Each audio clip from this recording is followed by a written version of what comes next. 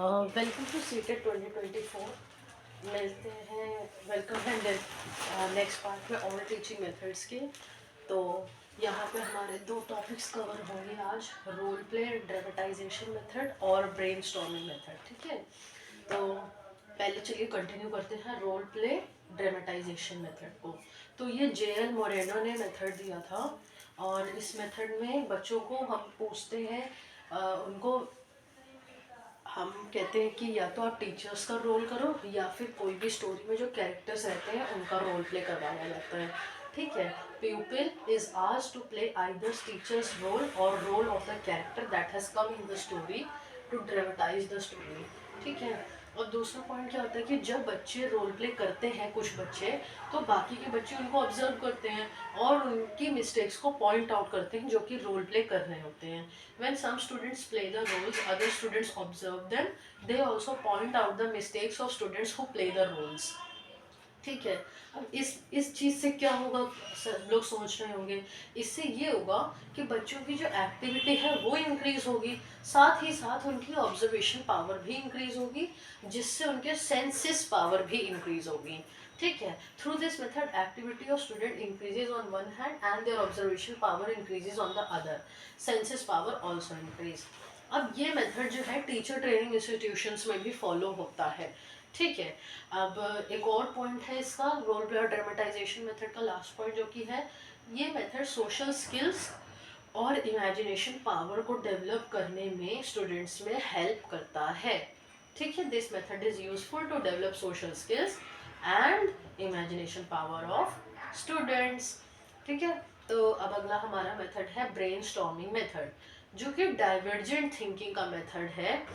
Divergent thinking मतलब कि एक पॉइंट के चार पॉइंट्स सोच पाना, ये होता है divergent thinking. Many solutions for a single problem. Okay, so brainstorming एक ग्रुप क्रिएटिविटी टेक्निक है जिसमें एफर्ट्स हम लोग लगाते हैं, किसी भी एक प्रॉब्लम का कंक्लूजन पे पहुंचते हैं। और कैसे पहुंचते हैं, बहुत सारी एक आइडियाज़ की, जो भी हमारे पास आइडियाज़ आते हैं उस प्रॉब्लम को लेकर के उनकी लिस्ट बना के फिर एक जब कंक्लूजन में पहुंचते हैं ग्रुप वर्क के साथ साथ, सारे मेंबर्स जब आइडिया देते हैं तब हम ब्रेनस्टॉर्मिंग के थ्रू एक ये टीचिंग मेथड करवाते हैं। So brainstorming is a group creativity technique by which efforts are made to find conclusion for a specific problem by gathering a list of ideas spontaneously contributed by its members। ठीक है, फिर इसमें क्या होता है, ये टर्म दिया था एलेक्स फेक ने, ऑसबॉर्न ने, इनका नाम ऑसबॉर्न के नाम से भी आता है एग्जाम्स में। 1953 में इन्होंने ये टर्म दिया था अपनी बुक में, जिस बुक का नाम था अप्लाइड इमेजिनेशन। ठीक है, और इस बुक में इन्होंने एजम्पशन था, इनका अनुमान था कि whole group can give more ideas than a person. मतलब कि अगर हम ग्रुप वर्क में काम कर रहे हैं तो हमारे पास ज़्यादा आइडियाज होंगे, ना कि एक पर्सन के पास। ठीक है, ये था इनका एजम्पशन। अब इस मेथड के थ्रू क्या होता है फ़ायदा, थिंकिंग पावर बच्चों की बढ़ती है और उनके पास न्यू न्यू आइडियाज़ डेवलप होते हैं।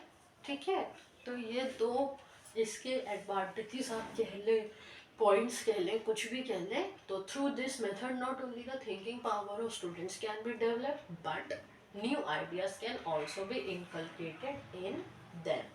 ठीक है, तो ये ब्रेनस्टॉर्मिंग के कुछ पॉइंट्स हैं। अब हम फ्लो चार्ट देखते हैं ब्रेनस्टॉर्मिंग मेथड का। तो अब ये एक फ्लो चार्ट है, कह सकते हैं ब्रेनस्टॉर्मिंग से क्या क्या फ़ायदे होते हैं बच्चों को। तो पहला है show you what your students already know, बच्चों को क्या पहले से पता है वो पता चलता है हमको। फिर encourage your students to speak out, बच्चे बोलना सीखते हैं ब्रेनस्टॉर्मिंग मेथड से। फिर encourage your students to share ideas, बच्चों को आइडियाज़ शेयर करने में एनकरेजमेंट मिलती है जो उनके पास होते हैं। फिर help your students group work skills. ठीक है, बच्चों को ग्रुप वर्क में, मतलब ग्रुप में काम करने की स्किल्स आती हैं, ग्रुप वर्क करना आता है। फिर उसके बाद encourage your students to learn from each other, बच्चे एक दूसरे से पढ़ना सीखते हैं। इसके बाद एक और स्किल आती है ब्रेनस्टॉर्मिंग से, जो कि होती है इम्प्रूव कॉन्फिडेंस। तो कॉन्फिडेंस इम्प्रूव होता है बच्चों का, क्योंकि वो स्पीक करते हैं, बोलते हैं, एनकरेज होते हैं, अपने आइडियाज़ शेयर करते हैं, एक दूसरे से लर्न करते हैं। ये भी हमें पता चलता है कि उनको पहले से क्या मालूम है, तो इससे उनका कॉन्फिडेंस भी इम्प्रूव होता है। और लास्ट में हम एक फीडबैक भी दे सकते हैं कि हमारे बच्चों को जो मिसकंसेप्शंस रहते हैं, कुछ समझ नहीं आता है या उनको गलत वो नॉलेज लेकर के बैठे हुए हैं, तो उसको हम क्लियर आउट कर सकते हैं। क्योंकि जब तक बच्चे बोलेंगे नहीं, हम जानेंगे नहीं कि उनको पहले से क्या पता है, वो अपने आइडिया शेयर नहीं करेंगे, उनको ग्रुप वर्क में बोलना नहीं आएगा, एनकरेजमेंट नहीं मिलेगा, एक दूसरे से नहीं सीखेंगे, उनमें कॉन्फिडेंस अगर नहीं इम्प्रूव होगा तो हम फीडबैक भी नहीं दे पाएंगे।